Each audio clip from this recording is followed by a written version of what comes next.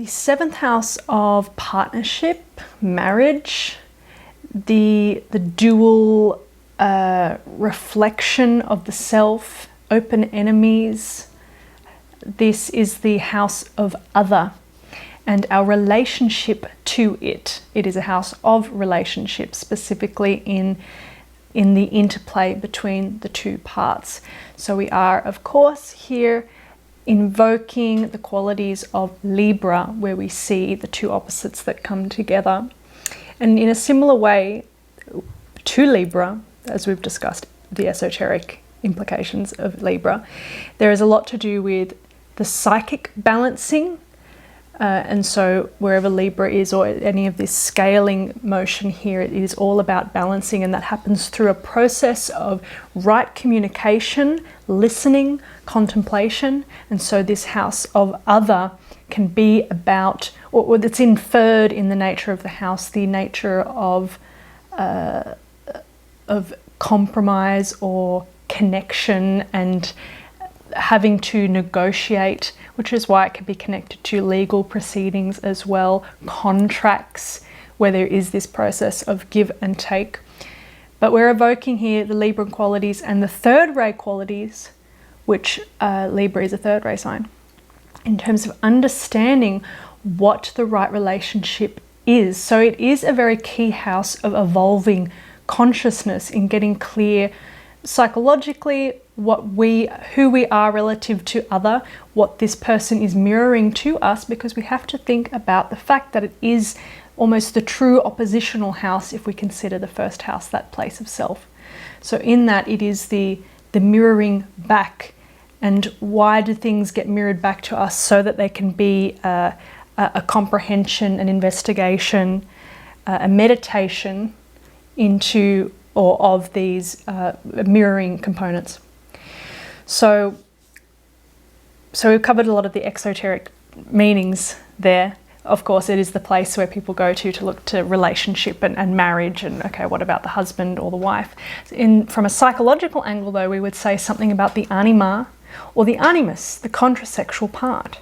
And for people who do have prominent planetary placements in the seventh house, there is often an issue of psychic projection.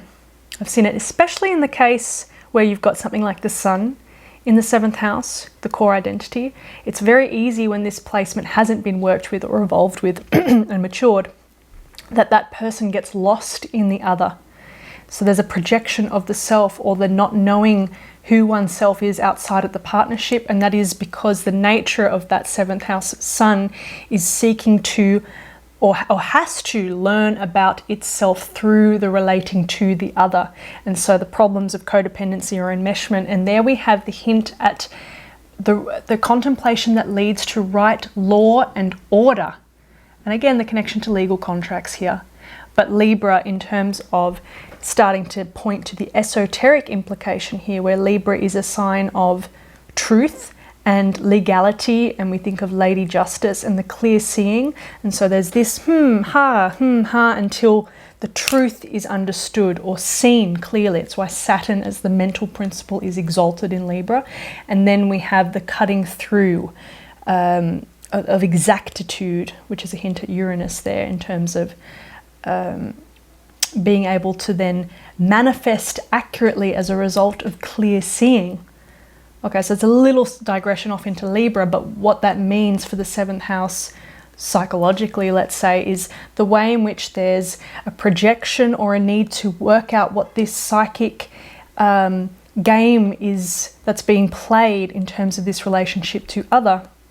So that it can happen through the anima and the animus problem as it plays out in relationship with the opposite sex or just the romantic partner.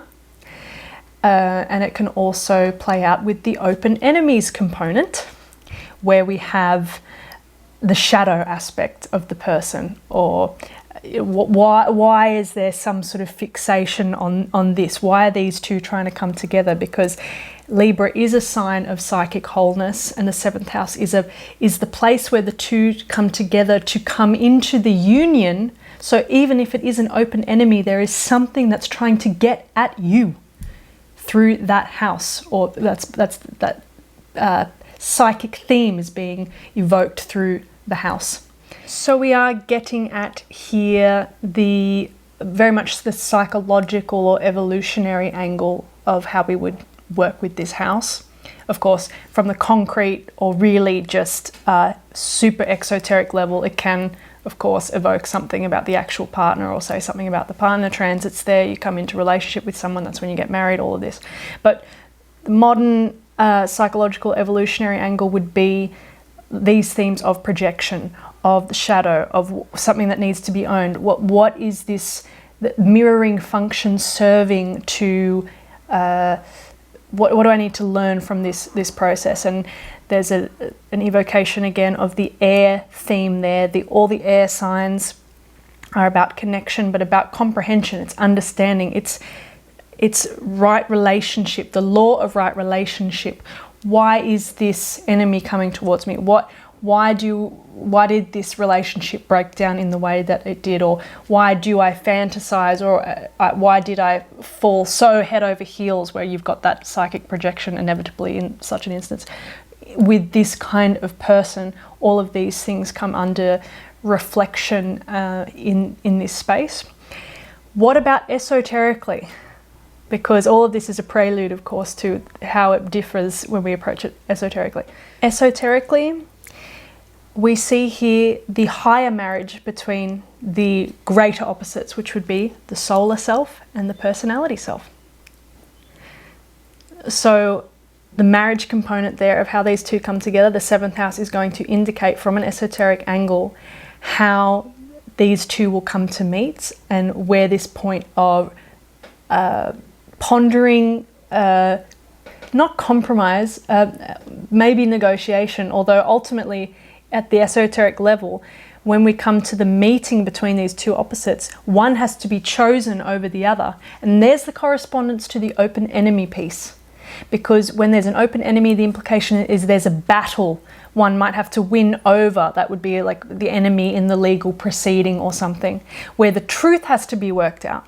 So yes, in the marriage, there's a bringing into the harmony, but in terms of the shadow aspect, something needs to be clarified, cut through.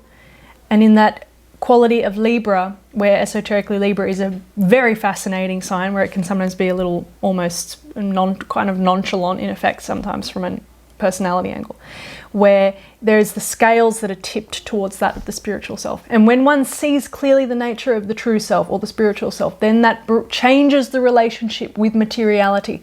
So it reorganizes the personality, or the personality comes under the submission, and that might even be the higher turn of what can be turned into the woman must be subordinate to the man. But actually, it's a deeper process of the greater consciousness informing the lower consciousness, and then that's the intimacy, or where the tantric component is.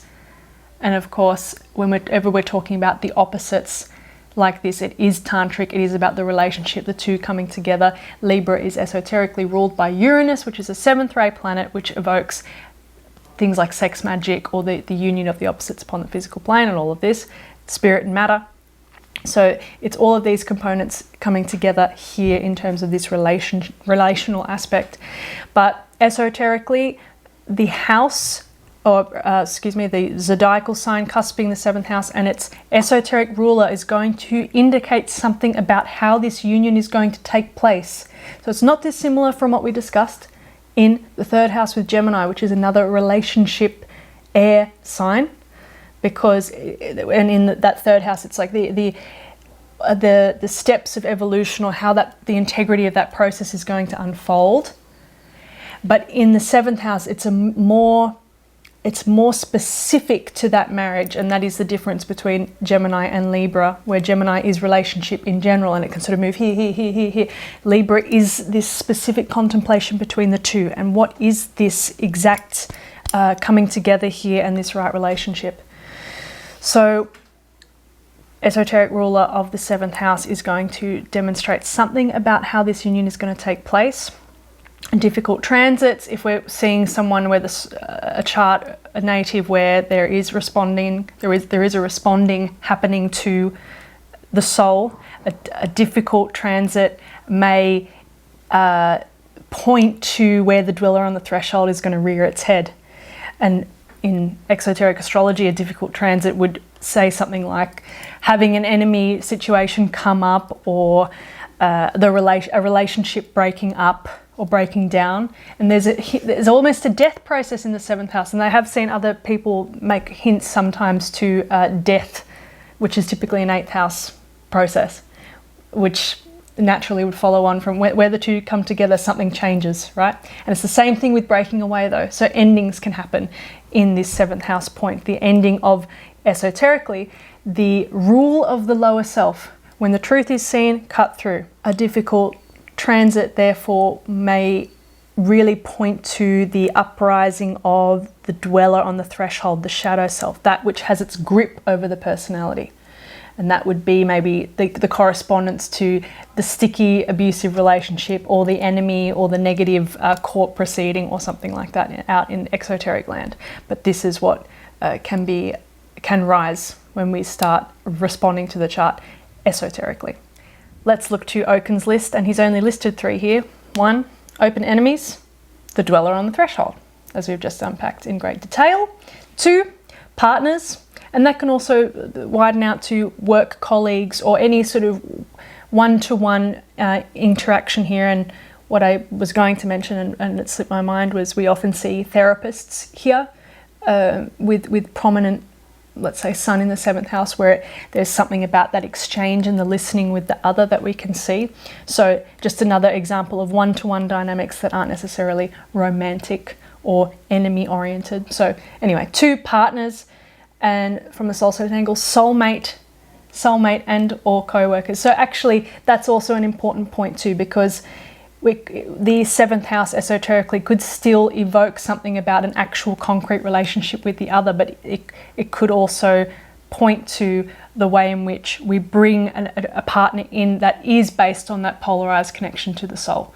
And so there's a union of the different levels of manifestation there, where we still get the concrete other, but it's informed by the solarization process, and it's a soulmate and or special co-worker, as Oken is listed here. 3, marriage, the path of union between the soul and the personality, which we just pointed to. So something about the path of union is the words that he uses. So in a similar way with Gemini, again, as we talk about process of unfolding, then we've got something more specific here about the coming together of the two. I mean, we touched on it already, but I think for now we can leave it there. So that's all he's got there. But I think it is a very intricate house, because it is where the self ends and where the other comes in.